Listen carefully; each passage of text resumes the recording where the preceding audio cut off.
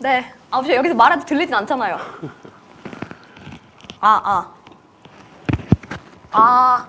지금 말하고 있는데요? 큰일 났네. 비상이네, 비상이야. 박예슬의 톡톡 튀는 톡터뷰.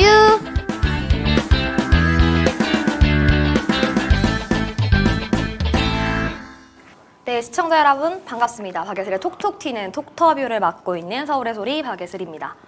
교수들이 올해 안에 한국 사회를 표현한 사자성어로 잘못하고 고치지 않는다는 뜻으로 과이불개라는 이야기를 했는데요. 지금의 윤석열 대통령과 정부 여당을 보면 과이불개라는 사자성어가 딱 맞는 말 같습니다. 요즘 촌철살인 논평으로 굉장히 화제이시고 바쁘신 가운데도 제가 톡터뷰에 인터뷰 요청드렸더니 바로 나와주신 우리 미디어워치 변희재 대표님 모셨습니다. 예, 안녕하십니까. 예. 변희재 대표님 요즘 잘 지내셨어요? 예. 뭐 서울의 소리는 뭐 일주일에 한 번씩 네. 그 유용화 교수죠. 예, 유용화 박사님하고 안진걸 소장으로 하는 거 있다가 톡톡은 좀 오랜만에 나온 것 같아요. 네. 변희재 대표님 요즘 워낙 바쁘시잖아요. 방송 너무 여러 개 출연하시고 제가 매블쇼뿐만 아니라 굉장히 많은 프로를 또 미디어워치의 논평도 열심히 보고 있습니다. 미디어치를 좀 제가 좀 요즘에 제때 못 해가지고 근데 뭐 어쩔 수 없는 것 같아요. 이게 여러 사람들과 이렇게 힘을 합쳐서 일들을 해야 되다 보니까 상황이. 그렇죠. 예, 많은 출연은 제가 거의 거절 안 하고 다 나가고 있습니다. 네, 그래서 요즘 변희재 대표님 모시기 굉장히 힘드신 분인데 제가 변희재 대표님 모셔서 굉장히 영광스럽습니다. 예. 변희재 대표님, 저는 좀 궁금한 게 있어요. 윤석열 대통령이 어제였죠. 영빈관에서 한덕수 국무총리와 주요 장관들 그리고 일반 국민들을 초대한 가운데 제1차 국정과제 점검 회의를 주재를 했어요. 이 회의 보시면서 변 대표님 어떤 생각하셨나요? 뭐 솔직히 저는 못 봤는데. 네. 저는 근데 이거를 이제 뉴스에서 국민과의 대화로 저는 이해를 해가지고. 그렇죠. 야, 원래 이제 모든 정권이 이제 국민과의 대화나 이제 대국민 기자간담회들을 하는데 지금까지 이 정권은 한 적이 한 번도 없어요. 그렇죠. 최초. 도어스태핑 같은 거 이상한 거 좀 하다가 때려쳐가지고. 그러면 사실은 지금 당연히 이제 연말이고 연초면은 대국민 기자간담회나 국민과의 대화를 했어야 되는데 자기들끼리 국정과제 논의하는데 국민들을 초청해가지고 네. 회의를 한다? 그거 완전히 그 쇼죠, 쇼, 그냥 거는. 이거 그러면은 뭐 정확한 이제 기자나 아니면은 이 선발된 국민들이 하는 이 질문도 있을 리도 없고. 그렇죠. 제가 그래서 내가 봐야 될 이유가 하나도 없어가지고 그냥 이 요약된 기사만 봤습니다. 역시 뭐 기사는 뭐 예상대로 그냥 자기들끼리 쇼한 거예요. 윤석열 대통령이 3대 개혁 과제를 굉장히 강하게 이야기를 했습니다. 연금, 노동, 교육. 그 중에서 이제 노동 개혁을 설명하는데 가장 많은 시간을 할애하면서 법치주의 확립을 굉장히 강조했어요. 윤석열 대통령이 말하는 노동 개혁 그리고 노동 개혁을 위한 법치주의 확립은 변 대표님 어떻게 해석하세요?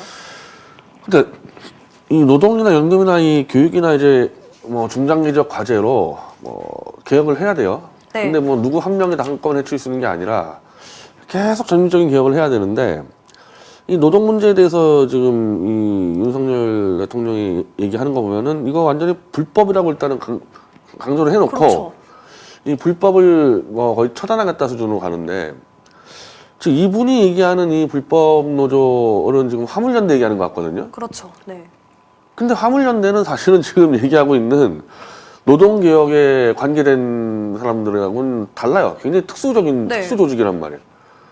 우리가 흔히 알고 있는 이제 뭐 보수 쪽에서 얘기하는 이제 노동개혁이라고 하면 이제 대기업 귀족노조나 공기업 귀족노조를 얘기하는데 화물연대는 전혀 거기와 관계없는 네. 열악한 자영업자들의 집단체거든요. 그렇죠. 근데 지금까지 이 사람이 지금 이 노동개혁을 어쩌고저쩌고 떠들 만한 지금 자랑스럽게 얘기하는 불법을 퇴짜 자랑스럽게 얘기하는 게 화물연대인데 그 화물연대가 그동안에 있었던 업무 거부 그건 파업도 아니에요. 업무 거부예요. 자영업자이기 때문에 그냥 내가 한마디로 뭐 슈퍼마켓 주인이 야, 이 돈 한 번에서 못하겠다. 문 닫은 거랑 똑같은 거란 말이에요. 네. 그냥 야, 화물차를 몰면 몰수록 돈이 안 들어온다. 손해본다. 못해 먹겠다. 이거는 파업이 아니고 그냥 자기가 돈 한 번에서 안 하는 건데 이걸 지금까지 이 윤석열 정권은 불법 파업이라고 막 해놓고 그냥 강제로 업무 개시 명령 내려가지고 확 때려잡은 것처럼 그 사실은 지금 이 어제 얘기한 거 전체가 다 거짓과 사기예요, 이거는. 그렇죠. 네. 아니, 저는 이번에 화물연대 파업은 사실 안전운임제를 보장해달라는 파업이었잖아요. 그런데 윤석열 대통령 법과 원칙 굉장히 강조하면서 원희룡 국토부 장관까지도 법과 원칙으로 강하게 처단하겠다, 처벌하겠다 이렇게 이야기를 했는데 이거 보시면서 변 대표님은 윤석열 대통령이 가진 노동개혁에 대한 생각 그리고 윤석열 대통령이 말하는 노동에 대한 가치를 어떻게 보시는 거라고 보세요? 아니 아무 생각 없는 것 같아요. 아무 생각 없는 거예요. 그 윤석열 대통령은 대선 후보 때부터 내가 판단하기에는 친노동적 얘기를 워낙 많이 해서 네. 원래 난 이분 뭐 좌파라고 생각하니까 그래서 사실은 이 가장 쟁점이었던 한마디로 지금 얘기하는 귀족 노조들이 가장 원했던 노동이사제를 통과시켜줬어요. 지금 시행되고 있습니다. 노동이사제가. 네. 그러니까 예를 들면은 정말 돈 못 버는 가난한 회사에서 노동자가 이사가 돼봐야 뭐 의미 있겠습니까? 회사에 돈이 없는데. 그러니까 노동이사제가 필요한 데는 공기업이나 대기업만 필요한 데인데 거기 돈이 많으니까 안정적이고 그걸 해줬단 말이야. 그럼 귀족 노조에게 엄청난 큰 선물을 줘놓고 화물연대 같은 네. 정말 밑바닥 그 화물차 그 밤새 몰고 다니는 게 그게 뭐 상식적으로 귀족이 할 일입니까? 그러면 물어보나 마나 아니에요? 그걸 때려잡았다고 또 사기를 쳐요. 때려잡은 것도 아니야. 그러니까 이분들이 화물연대가 원한 거는 그 유가 상승하고 이 코로나 문제 때문에 이건 도저히 이건 운임이 안 되니까 네, 맞아요. 한마디로 보조금을 달라. 그래서 보조금을 수년 동안 지급하다가 이제 만기가 왔는데 유가가 안 떨어졌잖아요. 환율 문제로. 그렇죠. 그러니까 이거를 영구적으로 해달라 그랬는데 결국 3년 연장을 해줬어요. 그럼 윤석열 대통령 임기 말까지 가잖아요. 그 이 사람들 얻은 거 다 얻었어. 그래서 다시 일터에 복귀했는데 그냥 온갖 이 윤석열 어용 언론들이 노조가 백기투항했다. 윤석열이 노조를 때려잡았다. 근데 때려잡은 게 아니라니까. 이렇게까지 윤석열 대통령과 지금의 언론이 이런 프레임을 잡는 이유는 뭐라고 해석되세요? 일단 조중동이라는 너무나 막강한 리딩 매체들. 네. 그러니까 이 중립 언론들도 조중동을 보고 따라가는 그런 실정인데 이 조중동이 너무나 이 정권과 유착을 해서 한마디로 한 배를 타고 있으니까 완전히 정권과 조중동이 한꺼번에 집단 사기를 친 거죠. 그러니까 화물연대는 아주 단순한 자영업자니까 보조금만 주면 빠지고 자기 일터로 가야 되는 사람들이에요. 그렇죠. 하루 일하고 하루 벌어먹고 사람들인데 그래서 보조금을 3년 동안 주기로 해서 빠졌는데 우리가 이겼다. 노조를 퇴치했다. 그리고 어제 같은 경우는 완전히 이제 불법 노조를 다 때려잡은 네. 것처럼 이거 완전 거대한 사기극을 벌이고 있는 거죠, 이거 지금. 어떻게 보면 대통령이 이렇게까지 말로서 장난치는 건 대통령한테 잘못 이건 사기꾼이야, 사기꾼이고 완전히. 그쵸? 예, 이건 사기꾼이라고 얘기할 수밖에 없는 거예요. 그러니까 혹시 이 진보나 촛불 쪽에서는 윤석열이 정말 이 극우적 이 발상으로 노동자를 탄압하고 그렇게 생각할 필요가 없어요. 전혀 그게 아니에요, 지금 이 사람 하는 거는. 오히려 귀족 노조에게 엄청난 큰 선물을 주고 이 자영업자들에게도 사실은 말만 세게 들어갔지 줄 거 다 주고 와서 그냥 저 보수 노인들만 속이고 있는 겁니다, 이거. 그래서 저 연관돼서 이제 윤석열 대통령이 폐지 방침을 밝힌 이 다주택자 중과세 정책에 대해서는 변희재 대표님 어떻게 해석하세요? 솔직히 내가 요거는 제가 이게 네. 이거 제가 잘 모르는 분야예요. 근데 네. 요 뒤에 있는 거는 제가 잘 아는데 요 뒤에 있는 거부터 얘기할게요. 일단. 네, 문재인 케어 폐지. 아니, 저는 이것도- 이거를 진짜 궁금한 게 보수에서는 이 문재인 케어 폐기 수순을 밝힌 윤석열 대통령에 대해서 어떻게 바라보고 계세요? 아니 근데 지금 우리 보수 진영이 이게 이제 네. 문재인 케어가 지금 어떻게 됐는지 아는 사람 별로 없을 거예요. 자세하게 한번 안내해 주세요. 왜냐하면 이 처음에 문재인 정권에서 이 이른바 이제 보장성 강화를 한다 가지고 처음 밀었을 때는 아니 그러면 저거는 도대체 무슨 돈으로 이제 한마디로 우리가 지금까지는 의료보험이 안 되는 것들을 의료보험 해준다 그러면은 돈이 세금이 들어가든지 아니면 의사들이 이제 이 손해 보든지 둘 중에 하나밖에 없잖아요. 근데 그 대책 없이 확 미니까 당연히 의사들하고 한판 붙었죠. 그렇죠. 붙는 과정에서 무려 한 2년간 8차인가 9차까지 계속 간담을 해가지고 네. 정리가 된 거예요, 정리가. 굉장히 오랫동안 협의했네요. 2년 동안 8차인가 9차까지 했기 때문에 정리가 다 돼서 보완이 된 거죠. 이 무리한 부분들이. 네. 그래서 이 시행되는 과정에서 아직까지는 의사들도 큰 불만이 없고 가장 문제가 됐던 이 보험 이 재정 건정성도 물론 코로나라는 특수한 상황이 있었지만 우려한 대로 크게 터지지 않았단 말이에요, 이게. 그러면 나름대로 의사들과 정부가 협의해서 꽤 잘 만들어 가고 있는 과정. 물론 완벽하지 않겠지만은 그럼 이거를 다음 정권은 혹시 미흡하다 그러면은 어느 미흡한 부분을 찾아서 고쳐야 되는지를 아주 깊이 있게 연구해서 가야 되는데 네. 폐기를 하겠다 그러면 뭐 지금 문재인 정권 동안 2년 동안 의사협회하고 협의해서 시행되는 거를 없애고 다시 만들겠다. 그럼 의사들하고 다시 협의하겠다는 얘기야 지금 이거? 아니 그러면서 이렇게 건강보험 또한 정의롭게 다시 만드는 기치로 이 문재인 케어를 폐기하겠다고 밝혔는데 왜 이런 윤석열 대통령 이것도 사기, 이것도 사기. 이거 사기고 네. 아니 폐기를 할 수가 없어요. 그러니까 그 처음에 문재인 정권이 이제 설익은 정책 내놓은 거를 2년 동안 뭐 의사협회만 한 게 아니고 모든 보건복지 전문가가 다 달려들어가지고 네. 보완을 했기 때문에 그런 데로 굴러가고 있는 걸 어떻게 폐지한다는 얘기입니까 그러면? 문재인 정권이 내놨던 원안을 폐기한다는 얘기예요? 아니면 의사협회하고 협의했던 2년 뒤에 만들어진 수정안을 폐기하겠다는 얘기예요? 그냥 다 폐기하는 것 같아요. 그러면 그건 뭐 거의 보험제도를 지금 있는 걸 없애버리고 다시 만들겠다는 건데. 그러니까 이거 아무것도 모르고 이 보수 노인들이 또 윤석열 만세하고 있거든요. 제가 말한 게 아까 노조 때려잡았다 이것도 사기고 문재인 케어 폐기 다 사기라는 거잖아요, 이거 지금. 진짜 어떻게 보면 진짜 말장난하는 정권인 것 같아요. 사기꾼이에요, 사기꾼. 그냥 뭐 딴 말할 게 없이 사기꾼입니다, 이거. 근데 또 지지율 올라갔다면서 이거 가지고. 네, 지금 노조 잘 때려잡고 문재인 케어 잘 폐기한다고. 이거 뭐 하는 것들입니까, 이거 지금. 조삼모사라고 있잖아요. 아침에 3개 주다가 저녁 4개 준 거 가지고 원숭이도 열받아 하니까 야 그래 아침에 4개 주고 저녁에 3개 줄게. 와 윤석열 만세 지금 이거잖아요 지금 이거. 원숭이만도 못한 놈들이 지금 하는 게. 아 진짜 저는 이 속 시원한 발언을 해주시는 게 우리 변희재 대표님만큼 지금 촌철살인해서 윤석열 대통령에게 직격탄을 날릴 수 있는 사람 별로 많이 없는 것 같아요. 아니 이거 뭐 복잡할 게 뭐가 있어요 이거 사기인데 그냥 이거. 지금 궁금한 게 사실 12구 참사가 오늘로 이제 드디어 49제를 맞았는데요. 지난 10일에 이제 유가족 협의회를 출범했고 시민 분향소가 만들어졌는데 저는 이곳에 이제 김상진 씨가 와서 유가족 향해서 진짜 패륜적인 발언을 멈추지 않고 거기도 플랜카드를 걸었더라고요. 윤석열 잘한다. 저는 이게 과연 보수인가라는 생각하시는 변희재 대표님은 어떻게 보셨어요? 그러니까 자꾸 그 세월호 얘기를 하고 있는데 이 사람들이 이제 세월호 유족들하고 보수단체가 나중에 충돌한 건 맞는데 그건 나중 유족 세월호 때 같은 경우는 유족협회가 굉장히 빨리 만들어졌습니다. 그 2014년 5월인가 아마 세월호 참사가 벌어지고 한 달 안에 만들어졌어요.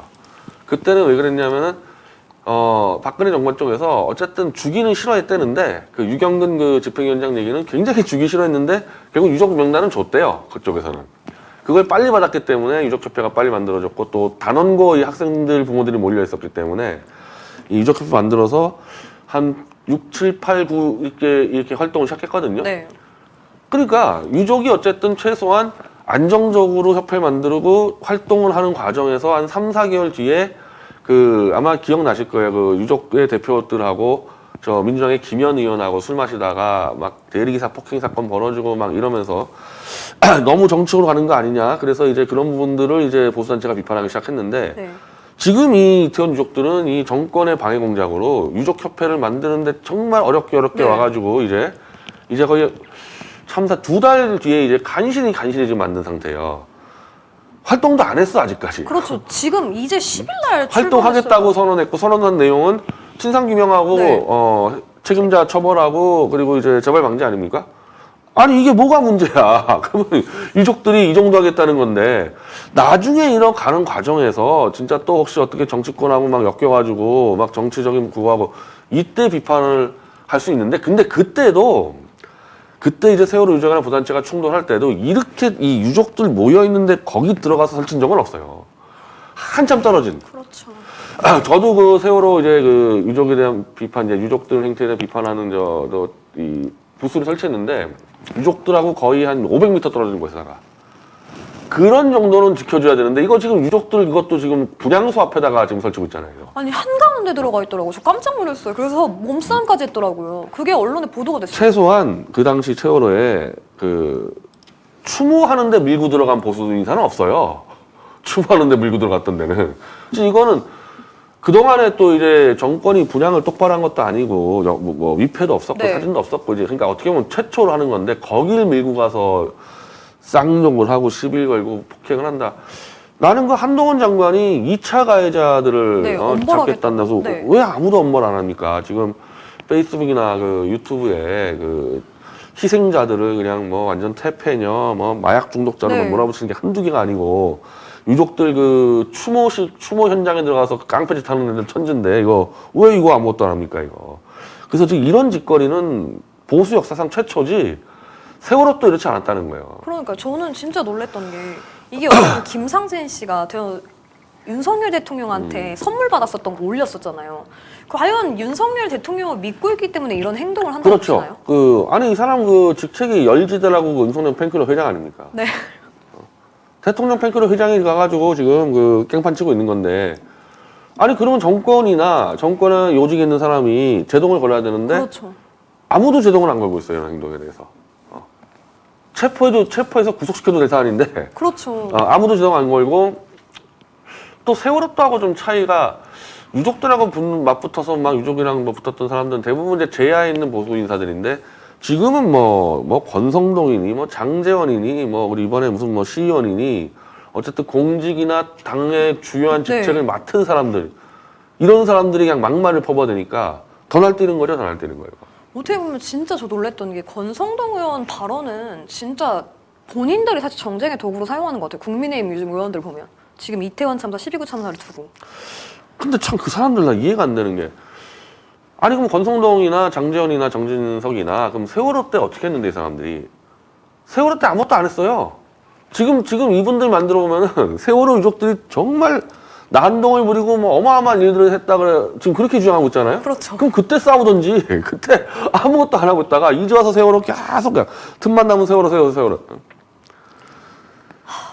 진짜 요즘 보면 진짜 저는 국민의힘이 이제 어떻게 보면 보수 정당으로서의 역할을 진짜 상실해가는 것 같아요. 유튜버들하고 이제 뭐 거의 이 동질화가 돼가지고 요즘에 보면은 이제 저 김기현 씨, 네. 김기현 씨도 그렇고 이 당권 주자 나온 네. 사람들 중에서 윤석열과 가까운 사람들은 점점 더 폐륜 막말로 가서 일반 유튜버하고 지금 수준 차이가 없어져 버렸어요 지금. 저는 궁금한 게 도대체까지 이렇게까지 국회의원들이 하는 이유는 뭐라고 생각하세요? 변희재 대표님 보시기에. 그래서 이게 누가 먼저인지는 모르겠는데 하여튼 보수 전체적으로 세월호 때문에 박근혜 정권이 망했다라는 이런 팽배한 이런 이 불신들이 있어요. 이른바 그래서 유족의 활동에 대해서. 그래서 지금 이걸 좀 깨인 보수들은 야 아무리 그래도 자라보고 놀랐다고 소뚜껑까지 설쳐대면 되겠냐 그거를. 그렇죠.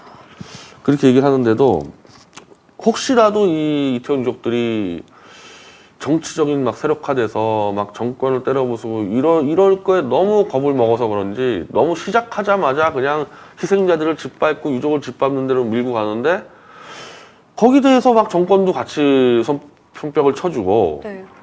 뭐 이렇게 되니까 이제 하나의 거대한 패륜 집단이 이제 형성돼 버린 거죠.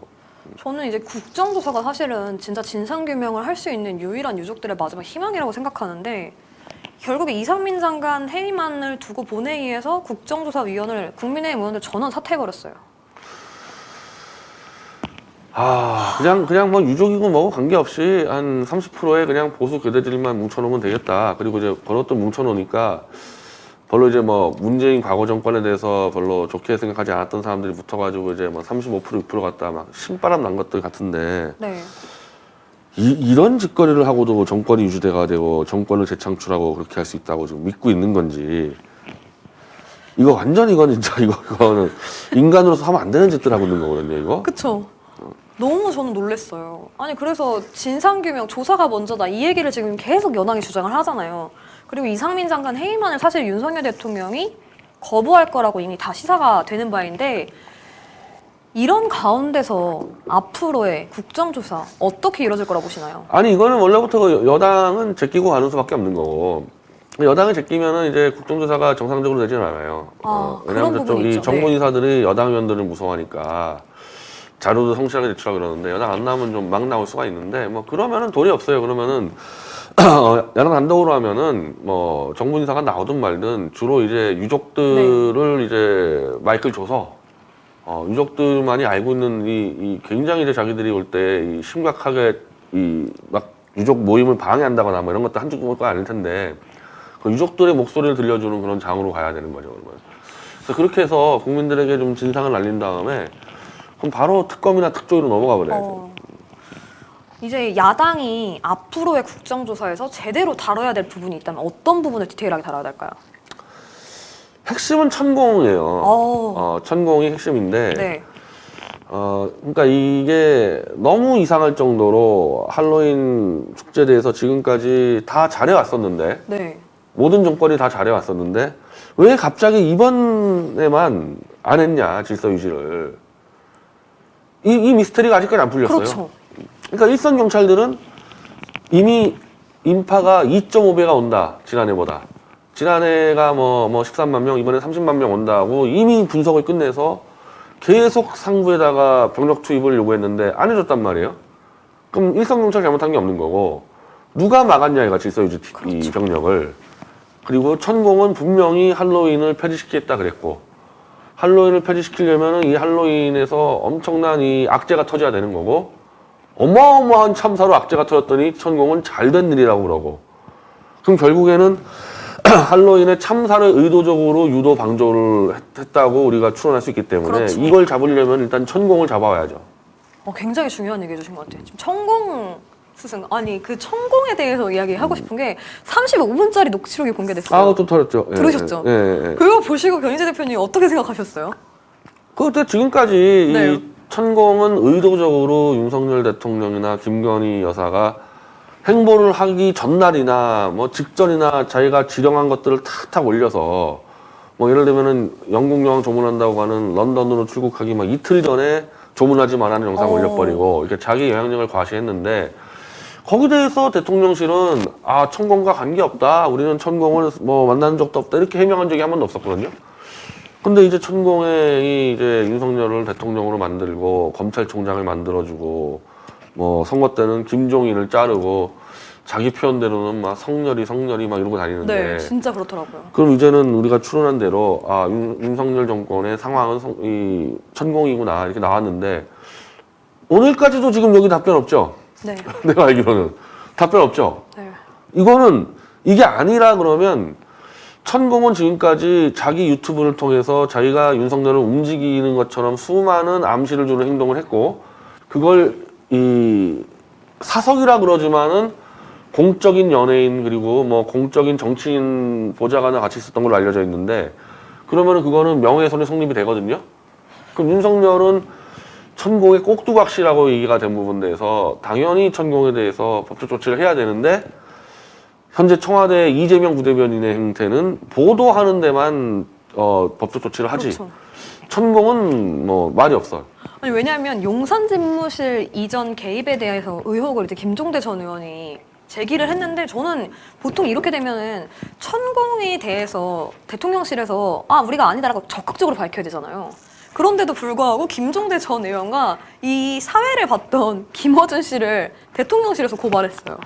뭐 이상하게 그러니까 뭐 참모총장 공간에 안 나타났다. 근데 그렇게 하려면 일단 천공의 입장을 받아야지 우선이거든요. 그렇죠.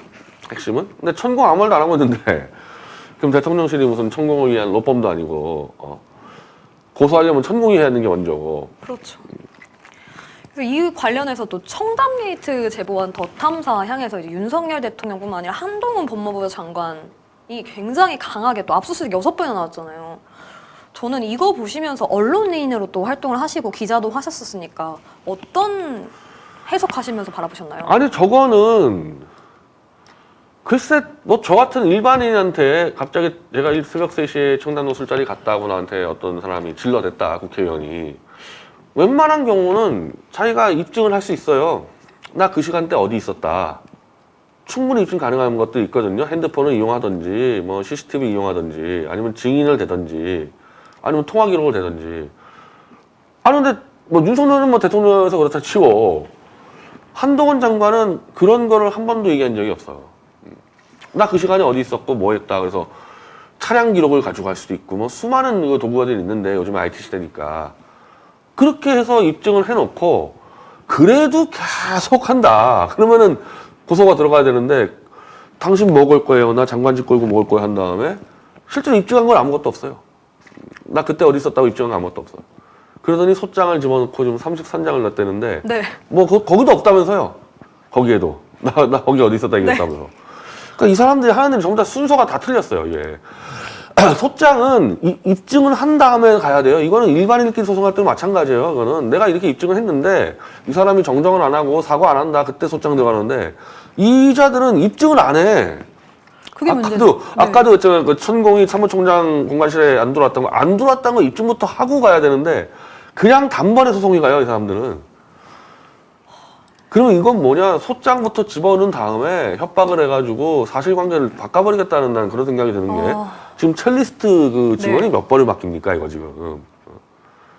일단 자꾸 사건을 조작하는 느낌이 들어, 이렇게 하는 거 보면. 변 대표님 생각하실 때는 이번 더 탐사에서 밝혔던 첼리스트 녹취에 대해서 신빙성 있다고 보시나요? 저는 있다고 봐요. 저는 있다고 보는 게 너무 구체적이거든, 거짓말치고는. 예를 들면은 남자친구한테 뭐 맞아 죽을까봐 거짓말을 한다. 아니, 그걸 뭘 40분 동안 그렇게 거짓말을 해. 그냥 윤석열 왔고 한동훈 왔다. 놀래가지고 늦었다 이러면 되는데, 아니, 그런 발언까지 거짓말 하냐고. 한동훈, 특히 한동훈. 한동훈이가 자기한테 나는 바이올린 연주에 대해서는 한번 노래해본 적 있지만 첼로에서 노래하는 건 처음이다. 뭐 그런 거짓말까지 줘야되냐고. 너무 구체적이어서 만약에 이제 그런 정도로 막 거짓말을 저런다는 거면 이건 거의 리플리 증후군이나 허언증 환자거든요, 이거는.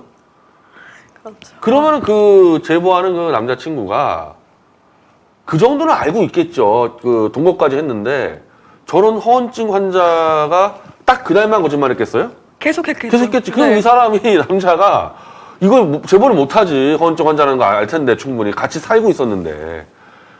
그리고 또 하나 문제는요. 네. 대통령이랑 장관이 어쨌든 부인을 했어. 나 거기 없었다고. 네. 그리고 이세창이라는 사람이 이제 핵심 고리인데, 그럼 이세창이라는 사람은 일단 여권 사람이고, 그럼 다음날 이세창이 지금 이제 나온 사실관계는 실제 청담동에서 새벽 4시까지 술자리에 있었는데 이세창하고 그 패거리도 있었지 윤석열과 한동훈이 없었다는 거 아니에요? 네, 그쵸. 그럼 이세창은 대통령과 법무장관이 사실관계 아니라 그랬어요. 근데 그런 말들이 나왔어. 그러면 당연히 우리가 상식적이면은 윤석열이든 한동훈이가 이세창 전화 안 했겠습니까? 만약에 이게 자기들 없었으면은 전화해서 야 이게 왜 나왔냐? 그럼 이세창이가 설명을 했을 거 아니에요. 그렇죠. 저 친구가 거짓말한 거다. 나하고 내 동료들하고 마신 데 있었는데 거짓말한 거다. 설명됐을 거 아닙니까?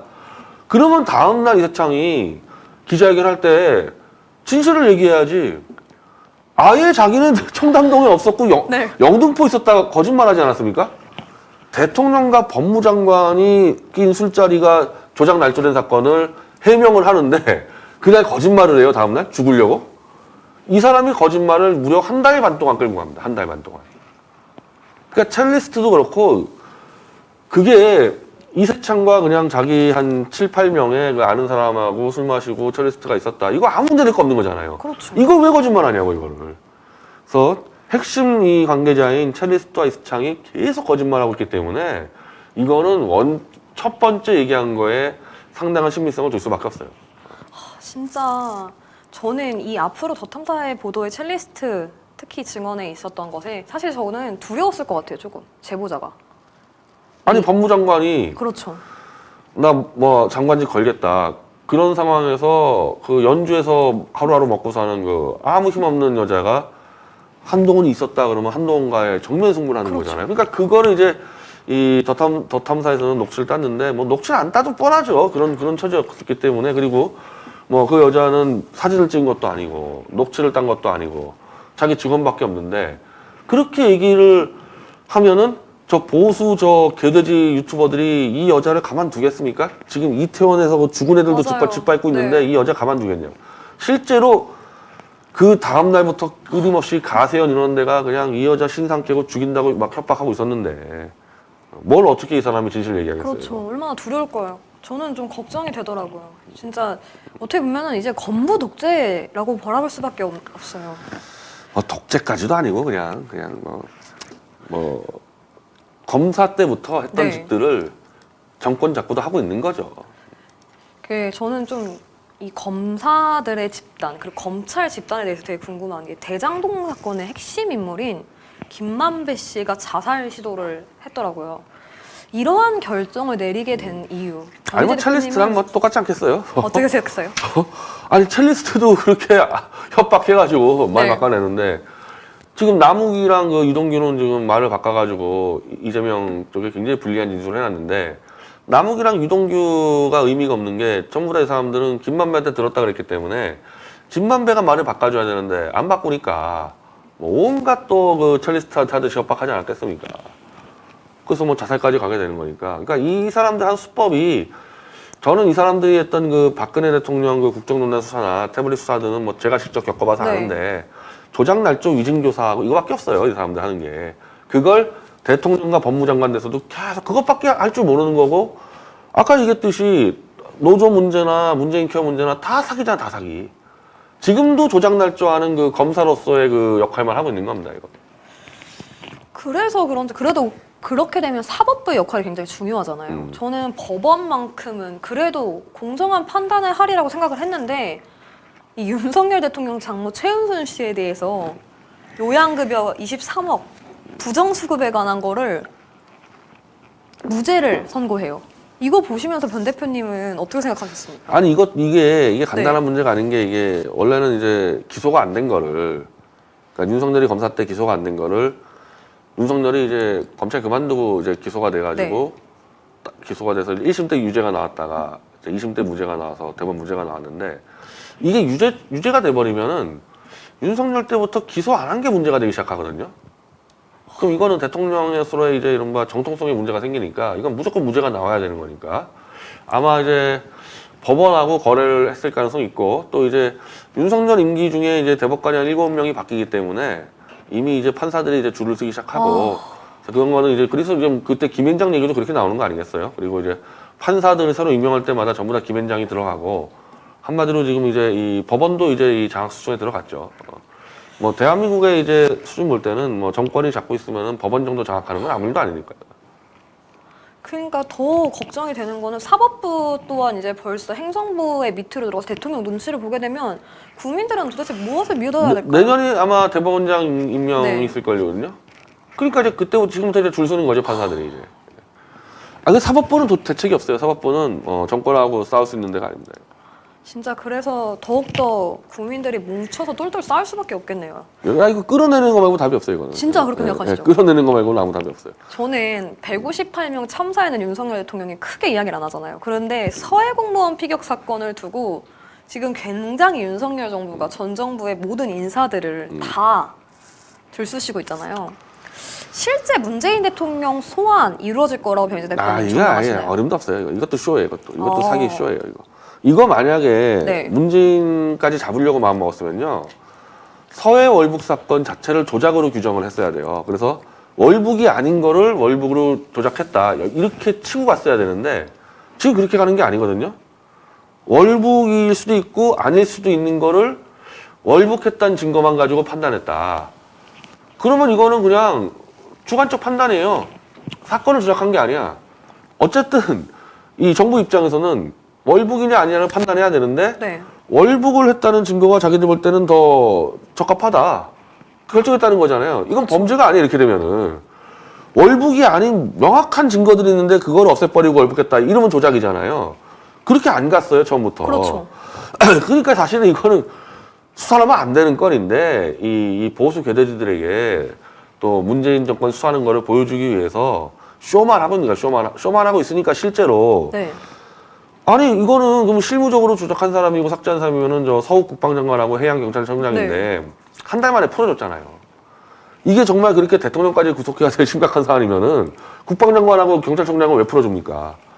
풀어주고 성훈 이제 안보실장을 구속시키지 않았습니까? 네. 그럼 또 풀어줘야 돼 이 사람은. 실제로 한 사람들을 풀어줬는데 위에서 명령한 사람만 구속하고 있어? 그리고 박지원 씨가 이제 나와가지고 뭐 자신만만하게 문재인 관련 질문 아무것도 안 했다. 한마디로 박지원 정도만 잡는 척하고 끝내겠다는 거죠. 그래서 보수 괴뢰들에게 이제 나 문재인 정권 잡고 있어요. 이러고 사기치는 겁니다. 이거. 어떻게 지지율 반등을 위한 또 하나의 쇼라고 다 쇼예요. 지금 우리가 얘기해가지고 쇼가 아닌 게 하나도 없잖아요. 지금. 내가 볼 때 쇼가 아닌 거는 이태원 희생자를 짓밟는 거. 그거 빼고는 다 쇼예요 지금. 진짜 이태원 희생자는 진짜 짓밟고 있고. 네, 너무 그래서 가슴이 진짜 아파요. 저는 이제 또 변희재 대표님 보수시잖아요. 보수 논객으로 워낙 유명하신데 윤석열 대통령이 국민의힘 전당대회를 사석에서 당원 투표 100%가 낫지 않냐라는 발언을 했다는 이야기가 나오자마자 정진석 비대위원장이 당원 중심의 100% 당원 투표를 강조하면서 향후 국민의힘 당대표 선출에 영향력을 주고 있다고 생각하는데 어떻게 바라보시나요? 그 90%는 왜 나왔냐면은 네. 이 10%라도 남아있으면 이제 여론조사를 해야 될 거 아닙니까? 그 여론조사를 일반 여론조사보다 훨씬 표본을 많이 써요. 한 몇만 명을 쓰기 때문에 비용이 엄청나다고요. 그 과정에서 리베이트를 먹기 때문에 100%를 하는 게 맞지 10% 90%가 말이 됩니까? 100% 해야지. 근데 10% 가지고 리베이트 해 먹으려고 이제 국민의힘 이 당에서 장난을 치니까 강신업이 먼저 이제 그 이번에 대선 당권 출마한 100%를 해라 딱 지르니까 윤석열 쪽에서 100%가 맞다고 딱 질러주고 정진석이 이제 100% 그러니까 10% 가지고 장난칠 리베이트를 포기한 거거든요. 그래서 결국 100%는 결정이 났어요. 근데 100%가 중요한 게 아니고 강신업이 또 장난을 치는데 네.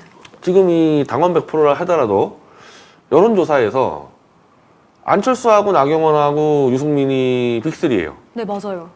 지금 윤석열 쪽에서는 김기현이냐 강신업이냐인데 이건 뭐 아예 바닥이야. 그래서 일단 100% 만들었어. 근데 이거 가지고도 안 되니까 이 ARS로 이제 요즘엔 민주당이든 국민의힘이든 이제 당권 선거하러 갈 때 직접 투표하지 않고 가만히 있으면 이렇게 이제 여기다가 이제 들어와요 ARS가. 맞아요. 전화 오죠. 그래서 뭐 번호 찍으면 되는 거야. 이러면은 이제 한 50만 명 당원이다 그러면 30만 명 투표를 해요. 이제 쉬우니까. 근데 이제 이걸 없애겠다는 거야, 지금 강수협의는. 이걸로 없애버리고 직접 가는 것만 인정하겠다. 이러면은 네. 7, 80대 노인들만 가지 요즘 젊은 애들은 특히 이제 우리가 총선이나 대선은 선관위에서 집 가까운 데다가 그 투표소를 해주잖아요. 근데 당 선거 때는 이렇게 안 해주거든요. 그럼 예를 들면 대구다. 대구에 한 5개밖에 안 해줘. 그럼 투표하러 가려면은 1시간 넘게 차를 타고 가야 돼. 그거 웬만한 노인들 시간 남은 노인이 아니면 못 해요. 그러면 결국에는 7, 80대 노인들 한 5, 6% 가지고 승부하겠다는 거 아니에요? 지금 그렇게 가고 있어요. 이제 국민의힘 차기 당대표, 변희재 대표님 예측하실 때 누가 될 거라고 생각해요? 아니, 그러니까 지금은 이 당원들만 하더라도 아직까지도 유승민, 안철수, 네. 나경원의 빅셀인데 ARS 없애버리잖아요.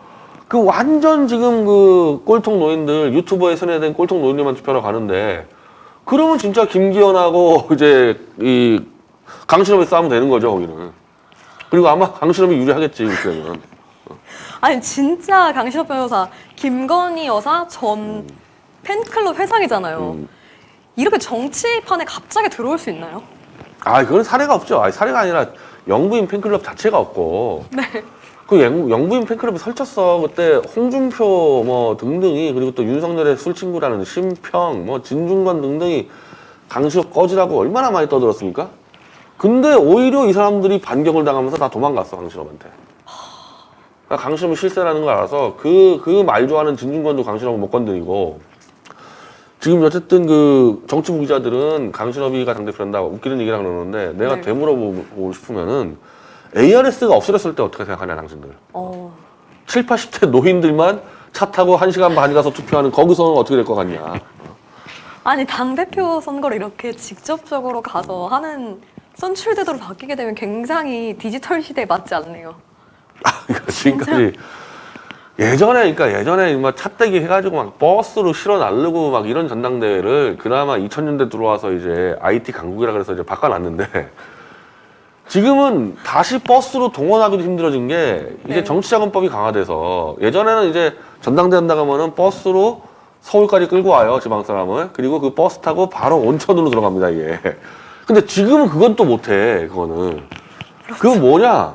자발적으로 1시간 가는 노인들만 남아있는 거예요, 그 노인. 그 노인들이 누구 뽑겠냐고, 지금 그걸. 그렇죠.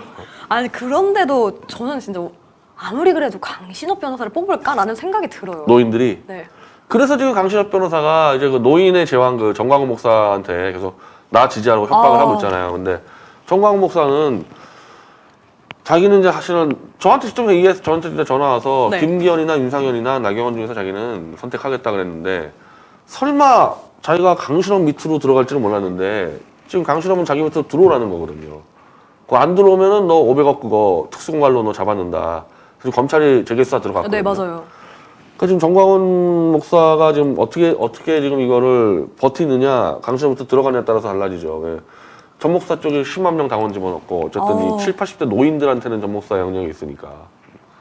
어떻게 보면 전광훈 목사와 어떻게 보면 이제 강신업 변호사와의 당권 싸움? 투쟁이 될 수도 있겠네요. 강신업은 이제 자기와 김건희와 전광훈의 삼각연대라고 이제 내가 그렇게 하라고 자기한테 권해서 자기가 받아들였다는 말도 안 되는 얘기하고 나는 처음부터 얘네들이 네. 계획 짠 게 전광훈, 강신업, 김건희 삼각이다 얘네들은. 그래서 유력하다 그랬더니 강신업이는 자기가 그렇게 구상하고 해놓고서 변희재가 그렇게 제안해서 자기가 받아들였다. 뭐 하여튼 확실한 거는 지금 이 김건희, 강신업, 전광훈 삼각연대가 구성되면은 강신업이 이긴다는 거예요. 이 제도까지 바꿔서요. 어떻게 보면 처음에는 한동훈 장관 착출은 딱 나왔었잖아요. 근데 그러고 나서 갑자기 강신업이 내가 이제 동상 세우고 내가 진짜 지금의 국민의힘을 갈아엎겠다라고 딱 발언을 하자마자 한동훈 법무부 장관은 쏙 들어가고 윤석열 강신업이 한동훈 딱 공부 더 하라. 네. 그 이틀 뒤에 들어갔어요, 한동훈. 이틀 뒤에 저 안 나간다고 그만뒀고 이제 한동훈은 이제 어제 그 천공의 발언으로 끝난 거죠. 그러니까 처음부터 한동훈은 아니었다는 거잖아요. 천공이 한동훈 같이 공부 안 하고 스승 몰라보는 놈이 무슨 대통령이냐 끝냈다는 건데 그래서 제가 처음에 한동훈이 이 정권의 황태자고 승계자면요 절대 법무장관 안 시켰을 거다. 이건 칼을 쓰는 데인데 지금도 이 검찰의 이 수사로 지금 얼마나 원성이 큰데 이렇게 막 칼질 해가지고 무슨 후계자가 됩니까? 그러니까 칼잡이 시키고 버리는 거지 한동훈은 버리는 카드고 오늘 안 그래도 지금 태블릿 PC 얘기가 나오는 것 같은데 네. 지금 전경련하고 이제 윤석열이 굉장히 유착이 돼 있습니다. 그래서 이 전경련의 이 스피커인 정규재가 우리 미디어치에게 이 태블릿 조작에 대한 상세 자료를 받아갔어요. 우리 자료를 보면은 네. 빼도 박도 못하는 증거 자료들 다 나왔죠. 그러니까 이제 정규재가 우리는 분명히 고발을 했는데 고발 1순위가 윤석열이고 2순위가 한동훈인데 윤석열을 싹 빼버리고 한동훈이 다 책임져라 태블릿 조작은. 그래서 한동훈을 태블릿 조작의 희생양으로 던지고 없애려는 그런 게 아닌가 지금. 왜냐면 어차피 태블릿 조작의 문제는 해결은 해야 되는데 윤석열이 해결하게 되면 이건 뭐 퇴진이니까 한동훈에게 덮어 씌워서 가려는 것 같아요. 변희재 대표님 시각이 굉장히 새로운 게 모든 사람들이 다들 심지어 나경원 전 의원까지도 황태자인 한동훈을 굉장히 아끼기 때문에 더욱더 귀하게 쓸 거다라고 예상하셨는데 나는 처음부터 아니라 그랬어요. 법무장관 시킬 리가 없다. 한동훈이 황태자면은. 우리 예전에 전두환 대통령이 후계자 키울 때 노태우 대통령 체육부장관 시켰거든요. 욕 안 먹는데. 칼질 안 하고 욕 안 먹는데. 그런 거 시켜야 되는 거예요. 후계자 키우려면. 어떻게 보면 실질적인 황태자는 그럼 실권자 누구라고 보시나요? 저는 김건희라고 보죠, 당연히. 다음 차기 주자는 무조건 김건희라고 보죠. 차기 주자로 나올 수 있겠다. 그런 생각하시는 거죠? 예. 근데 설마 대통령 영부인이었는데 나올까요? 아니, 저기 뭐 클린턴 사례도 있고. 지금 이 정권 앞에서 설마라는 단어는 의미가 없어요. 설마라는 거 다 하고 있습니다, 지금. 저는 진짜 너무 궁금한 게 윤석열 대통령 자유민주주의에 대해서 굉장히 강조하잖아요. 이 윤석열 대통령이 말하는 자유민주주의의 수호 의무 그리고 윤석열 대통령이 말하는 자유민주주의를 변희재 대표 어떻게 해석하세요? 그거는 뉴라이트의 이각범 등등 뉴라이트 인사들이 있어요. 이제 최대립 대표는 올드라이트예요. 이거 좀 다른데, 그러니까 뉴라이트가 쓸데없이 자유를 많이 팔아먹거든요. 뉴라이트가 그냥 써주는 거 읽고 있는 거지 이 사람은 태어나서 한 번도 자유를 공부한 적도 없고 고민한 적도 없는 사람이에요. 그냥 뉴라이트가 써주니까 멋있어가지고 얘기하는 거예요. 자유의 뜻도 진짜 모르는 지금 거죠. 더 탐사나 MBC한테 하는 짓을 보면은 네. 자유라는 거에 대해서 한 번도 생각해본 적이 없는 사람이에요. 그냥 써주면 읽는 거지 이 사람은 그냥. 변 대표님이 생각하시기에 진짜 자유 그리고 진짜 보수가 생각하는 자유민주주의는 어떤 건가요? 이거 굉장히 어려운 문제예요. 그러니까 함부로 우리가 네. 뭐 자유를 30% 쓴다 그렇게 할 수가 없는 게 국가 공동체 문제하고 자유하고 걸려요. 그러니까 뉴라이트하고 올드라이트하고 좀 차이가 있는 게, 그러니까 뉴라이트는 사실상 이제 무한대 자유를 좀 주장하는, 어떻게 보면은 좀 신자유주의라든지 아니면 무정부주의랑 비슷하게 가서 재벌, 이 돈을 추구하는 재벌들이 좋아하는 그런 거고, 올드라이트는 국가 공동체를 자유보다 앞서 놓을 때가 있거든요. 그럼 국가의 이익을 위해서 자유가 제한되는 수가 있단 말이에요. 그래서 이게 어느 정도 되느냐에 따라서 뉴라이트와 올드라이트가 구분되거든요. 네. 그래서 우리는 이거를 가지고 치열하게 논쟁도 하고 공부도 하고 그러는데, 윤석열은 지금 그거 아니야 이거야. 이 국가 공동체와 자유와 관계를 그 얘기 한 번도 한 적도 없잖아요. 그냥 그렇죠. 그냥 자유 얘기하면서 언론 때려잡고 네. 있잖아요, 그 사람은. 아 진짜 변희재 대표님 이야기 듣다 보면 윤석열 대통령이 말하는 자유가 무엇일까? 진짜 자유에 대해서 알까라는 생각 굉장히 많이 들어요. 뭐 생각할 거 없어요. 그냥 써준 대로 읽고 있다. 그러면 돼. 뉴라이트, 그러니까 똑같아. 이 사람이 얘기하는 그 연설은 뉴라이트가 써주기 때문에 뉴라이트가 얘기하는 건 똑같은데 윤석열은 또 뉴라이트도 아니야. 그러니까 그냥 신경 쓸 거 없다는 거죠. 그냥 랩했다 보는데 랩 한 번 했다. 그냥 랩 노래 들었다 생각하시면 되는 거예요. 아니 진중권 씨가 본격적으로 이제 뛰어내릴 때가 되면 이 정권이 무너지기 시작할 거라고 변희재 대표님 예측하셨잖아요. 근데 이제 최근에 진중권 씨 발언 보면 이제 정권에서 뛰어내릴랑 말랑 하는 것 같은데 사이코패스 정권이라고 이야기를 했어요. 이 발언 보시면서 어떻게 생각하셨나요? 일단 아마 진중권은 이 이태원 희생자 짓밟는 거는 놀랬을 거예요. 물론 진중권도 네. 이태원 희생자의 문제에 대해서 정부 책임이 없다는 이런 막 곡하가세를 하고 했었는데 제가 클럼을 다시 보니까 전체 국민들의 책임을 돌렸지 희생자들을 짓밟지 않았더라고. 하긴 뭐 제정신 가진 사람이면은 그 죽은 애들을 때린다 말이 안 되는데 이 너무나 많은 지금 이 보수파 애들이 희생자들을 짓밟으니까 자기가 거기 있어 봐야 자리가 안 돌아오잖아. 왜냐면 저렇게 광적으로 아까 김상준 같은 애들이 있는데 네. 뭐 진중권이 자리 챙겨주겠냐. 그래서 한번 이제 툭 이제 진중권이가 이제 비판했죠. 아니나 다를까 이 강신업이 바로 진중권이 너 아웃이다. 딱 끊어버렸거든요. 강신업이 끊는 건 완전 다른 얘기죠. 그러니까 진중권은 지금까지 윤석열 정부는 몇 번은 깠는데 네. 김건희에 대해서는 한 번도 깐 적이 없어요. 근데 김건희의 동업자이자 김건희 팬클럽 회장인 강신업이 진중권 아웃 선언하니까 이거 진짜 아웃일 수가 있잖아요. 그래서 어젠가 이 진중권이가 처음으로 김건희를 까는데 보험료 7만 원?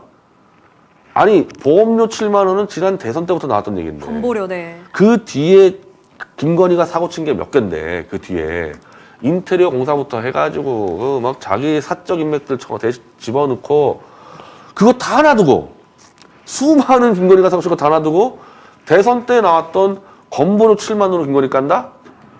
아직 뛰어내는 건 아니고 김건희에게 이제 확인을 요청하는 거지. 아직까지 나 좋아하니 너? 어? 나 내쳤니? 강신업이 내쳤으니까 이거 확인을 해봐야 될 거 아니야. 이게 김건희의 뜻인지 아닌지. 그래서 7만 원 거저가 한번 제일 약한 거라면 툭 던져봤거든요. 근데 저는 결국 이제 아웃된다고 봅니다. 이제 진짜 계속 지켜봐야 될 것 같아요. 왜냐면 변 대표님 그러셨잖아요. 딱 진중권이 뛰어내릴 때야말로 이 정권이 무너질 때다.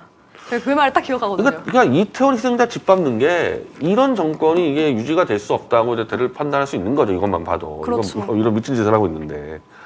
진중권도 이제 그 정도는 판단해서 뛰어내리기 전에 한번 김건희에게 똑똑 물어보는 겁니다. 나 뛰어내릴까요? 어떡할까요? 협박도 하는 거고.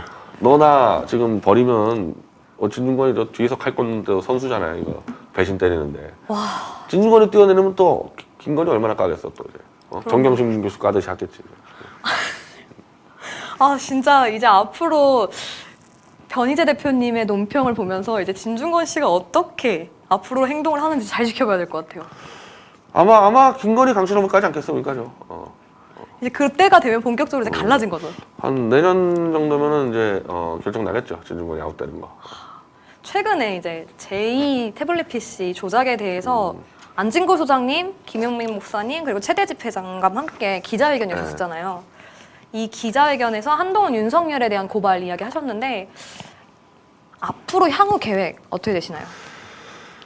우리는 일단은 지금 재판이 이 태블릿 관련된 재판이 한 8, 9개가 진행이 되고 있어요. 네. 그러니까 현재 진행해서 계속 추가 증거들이 계속 들어오기 때문에 뭐 공수처 고발했는데 공수처도 뭐 정권이 장악했으니까 뭐 똑바로 수사 못하겠냐 해봐야 이미 재판들이 진행되면서 계속 자료가 들어와서 그 선에서 끝낼 수 있는 거고 확실히 이제 기자회견 할 때 저하고 최대입 대표가 있으니까 이제 전체 국민들이 볼 때는 야 이거 탄핵 다 끝난 문제 갖고 탄핵을 엎어버리겠다는 얘기냐는 오해가 생겨서 안진걸 소장이 아이디어를 내서 아마 연초가 될 것 같은데 촛불 인사들만 탄핵을 찬성하는 촛불 인사들만 따로 기자회견을 하게 될 것 같아요.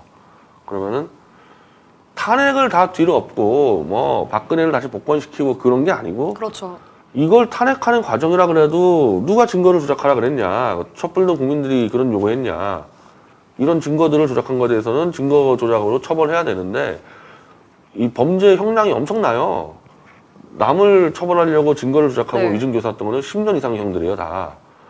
그러니까 이거 중범죄이기 때문에 이거 한동훈, 윤석열 이거 20년씩 사는 수가 있는 거거든요. 그래서 이제 촛불로 국민들이 이제 동의가 되면은 요즘에는 태극기들도 이제 이거 막 흔들리거든요. 네.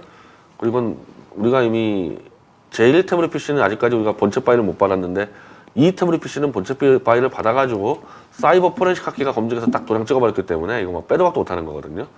그래서 촛불이 저렇게 치고 나가면은 지금 변전한 태극기들도 마냥 모른 채는 할 수 없는 상황이에요. 워낙 오랫동안 태블릿 조작을 얘기했었기 때문에 보수에서. 네. 그래서 만약 그 변전한 태극기 탄핵무효 부대만 무너지면 윤석열을 떠받치는 지지층이 이제 없거든요. 그렇죠. 그럼 끝나는 거죠, 윤석열은. 굉장히 중요할 것 같아요. 그래서 앞으로 진짜 이 고발에 대해서도 굉장히 지켜보고 유심히 저희도 그러니까 저도 책을 읽어보니까 일부분 그러니까 변희세 대표님이 말씀하시는 거는 탄핵 무효가 아니고 이 태블릿에 대한 부분 특히나 특검 4팀이었던 윤석열과 한동훈이 조작을 했다는 것에 대한 부분이기 때문에 이거는 계속 지켜봐야 될 것 같아요. 저는 검찰이 사실은 이렇게 증거를 조작할 수 있는 집단이었나? 이런 생각이 사실 저도 들었어요. 태블릿 PC를요, 제가 굉장히 늦게 뛰어들었어요. 네. 이거는 조작 사건 벌어지고 한 달 늦게 뛰어드는 게 설마 그 언론사와 이 검찰이 이런 조작했겠냐 안 믿었기 때문에. 그런데 지금 책은 이제 박예선이가 읽는 책은 1PC 거고 네. 2PC 조작 관련 책이 이제 1월 초에 나오거든요. 2PC는 이제 완전 파일을 다 입수했기 때문에 그냥 언제 어떻게 조작된지가 다 나와버려요. 2PC는. 이제 또 나오시면 제가 책도 읽고 또 변희재 대표님 모시고 한번 진행을 해야 될 것 같아요. 12월 17일 날 이제 전국 촛불 집회가 열리는데 변희재 대표님도 촛불 좌우합자, 태극기 촛불 좌우합자 집회 열린다고 들었습니다. 그러니까 우리는 그렇게 하는데 이제 네. 4시부터 우리는 이제 태극기 부스를 차려서 이 태블릿 조작 홍보 전단지를 돌리고 거기에 1PC긴 하지만 1PC 책을 또 팔아요. 돈 벌려고 파는 게 아니라 뭔가 기념품 가져가고 싶은 분들이 많아가지고 네. 그걸 놔두고 이제 전단지를 돌리는데 3시간 정도 돌리고 7시에 촛불 집회가 끝나자마자 저희가 이제 이 태극기 촛불 합동 집회를 해서 거기는 이제 저나 최대집 대표 그리고 안진걸 소장, 김용민 이사장 네. 다 나와서 하는. 그러니까 좀 촛불 집회 끝나고 집에 가시기 약간 허전한 사람들은 일로 와서 이제 미니 집회를 보시면 돼요. 어디서 하시죠? 그 촛불 집회 이번에 이 무대가 남대문 쪽에 아마 네. 그 바로 옆이에요, 우리는. 신한은행이시죠? 신한은행 바로 앞에. 옆에 있습니다. 저도 저번에 대집회 때 가서 인터뷰했었는데 이번에도 또 한번 인터뷰를 하러 가겠습니다. 변 대표님 생각하실 때 요즘에 국민의힘 보시면 사실 보수 정통 보수시잖아요. 어떤 생각 드세요? 아니 그러니까 무슨 자꾸 이제 극우라 그러는데 극우도 아니에요, 저거는. 극우도 아니고 그냥 광기. 그 광기의 원천은 윤석열 무너지기 전에 빨리 하나 해먹어야겠다는 뭐라도 뜯어먹겠다는 그냥 그 탐욕과 광기의 저장인데. 그러니까 무슨 행태는 히틀러 나치즘과 비슷하지만은 나치는 강력한 이념을 갖고 있었거든요. 인종주의에 기반한. 여기는 이념도 없어 그냥. 마구잡이로 때려잡고 윤석열에게 잘 보여서 해먹겠다는 그냥 개돼지 집단으로 보여요. 그 이상으로 더 얘기할 것도 없어요. 여기는. 그래서 다음 총선에서까지 이렇게 간다면 변희재 대표님 어떻게 예측하세요? 그 전에 저는 총선 때까지 윤석열 정권이 못 버틴다고 봐요. 그 전에 무너지는 과정에서 아마 국민의힘뿐이 아니라 민주당도 공중분해될 수 있어요. 지금처럼 가면. 왜냐하면 윤석열 정권을 끌어내려달라는 60%의 시멘트 국민이 있는데 그게 수용이 안 되는 정당이면 민주당도 무너질 거고 국힘당도 무너질 겁니다. 지금 야당이 가져야 될 자세 그리고 야당이 어떤 사실 방식으로 정당을 운영하고 정부와 여당을 견제해야 된다고 보시나요? 당장 그냥 딱 선언하고 이 정권은 이제 더 이상 네. 볼 것도 없다. 그래서 터진투에 밀어붙여 가야 되는 거죠. 지금 사실은. 그렇죠. 진짜 변희재 대표님 이야기 해주시는 거 들으면 속이 좀 시원할 때가 많은 게 진짜 저도 그렇게 생각해요. 더 이상 윤석열 대통령한테 뭘 해도 안 먹히잖아요. 예산안을 중재안으로 다시 올려서 정부에서 그냥 아무 딱 의미 없어요. 아무 의미 거절해버리잖아요. 없어요. 저는 국정을 운영할 생각이 있다고 보시나요, 윤석열 대통령? 아니 전혀 없어요. 전혀 없어요. 진짜 빨리 끌어내야 될 것 같아요. 최근에 이제 진짜 바쁘실 텐데 이 촌철살인 논평 계속해서 기대하고 있고요. 또 마지막으로 우리 시청자분들과 시민들에게 전하고 싶은 메시지 한마디 부탁드립니다. 제가 원래 그 5월달에 짤짤이 쇼에서 12월까지 끊어내린다고 네. 했는데 그때는 제가 8월 달에 JWPC를 터뜨릴 계획이었는데 아니 검찰이 증거를 안 내놔요. 얘네들은 재판부가 주라고 명령을 해도 안 내놔요, 증거를. 네. 그래서 결국에는 WPC를 12월에 터뜨려 버렸기 때문에 이제 문제됐는데 현재 제 볼 때 스케줄로 볼 때 오늘 제가 딱 판단했는데 아마 1, 2월 정도에는 WPC가 엄청 터져 나갈 거고 보수에서도 아마 이제 결국에는 돌아설 거라고 네. 보는데 요 분수령이 4월 5일 재보선이 있더라고요. 4월 5일 재보선에 윤석열 탄핵을 주도하는 촛불 투사 한 명이 전주예요. 전주에서 그냥 그 지역 토호들하고 전주에 이미 저쪽에 윤석열 대리인으로 정운천 전 뭐 장관이 나온다 그러는데 압도적으로 한 60~70% 이겨버리잖아요. 그러면 그걸로 이제 윤석열은 사망 선고리다 그게. 그래서 그 4월 5일 날 오늘 뭐 제가 구성해서 그런 건데 네. 윤석열을 끌어내리겠다는 촛불 전사가 60~70%의 득표율로 당선되는 순간에 제가 공언하는 6월 안에 끌어내릴 수 있을 거다. 변희재 대표님, 저희도 서울의 소리도 계속해서 윤석열 퇴진을 위해서 변희재 대표님과 연대해서 함께 싸우겠습니다. 오늘 출연해 주셔서 너무 감사드려요. 네. 변 대표님 나오시면 제가 가끔 사실 제가 팬이거든요. 그래서 되게 즐겁게 방송을 할 수 있습니다. 항상 감사합니다. 언론은 단순한 외침이나 목소리가 아닙니다. 그 안에는 사람들이 원하는 목소리가 들어있어야 합니다. 언론이 가진 권한과 영향력만큼 국민의 행복과 존엄성과 정의로운 사회가 되도록 사명감을 가져야 합니다. 서울의 소리와 톡터뷰는 국민의 목소리를 담아내는 사명감을 가지고 앞으로 계속 나아가겠습니다. 12월 17일 내일이죠. 토요일 촛불 집회, 전국 집회도 많이 참여해 주시고 촛불 집회는 3시에 시작하는데요. 삼각지역 6번 출구에서 행진을 한 후에 숭례문으로 이동해서 또 본 집회가 시작되니까요. 많은 분들 참여 부탁드리고 또 변희재 대표님이 숭례문 바로 옆쪽에 함께 집회를 해주시니까 좌우중도 합작 태극기 집회 거기에도 또 많은 시민분들 응원해 주시고 격려해 주시면 좋을 것 같습니다. 시청역에서 4시에 많은 시민분들 참여 부탁드리고 저 또한 현장에서 뵙겠습니다. 오늘도 시청해 주셔서 감사합니다. 변희재 대표님 나와주셔서 감사합니다. 네, 감사합니다.